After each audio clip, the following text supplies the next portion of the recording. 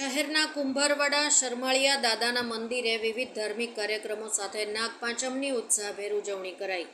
જન્માષ્ટમી પર્વનો આજે નાગપાંચમથી પ્રારંભ થયો હતો. આજે નાગપાંચમના દિવસે હિન્દુ સમાજના લોકો દ્વારા શરમાળિયા દાદાની પૂજા કરવામાં આવે છે. ત્યારે શહેરના કુંભારવાડા ગઢેચી રોડ પર રાજાશાહી સમયના શરમાળિયા દાદાના મંદિર તેમજ અક્ષર પાર્ક સોસાયટી આવેલા મંદિર ખાતે વિવિધ ધાર્મિક કાર્યક્રમોની ઉજવણી કરવામાં આવી હતી. ડીજે, ઢોલ, નગારા સાથે શોભાયાત્રા, ધ્વજારોહણ, વૈદિક હવન, શરમાળિયા દાદાનું પૂજન અને મહાઆરતી સહિતના ધાર્મિક કાર્યક્રમો ઉજવાયા હતા. લોકો દ્વારા કુલેરની પ્રસાદી કરાઈ હતી. મોટી સંખ્યામાં લોકો દ્વારા દર્શન કરી ધન્યતા અનુભવી હતી. રિપોર્ટર હર્ષ રાવલ, ભાવનગર.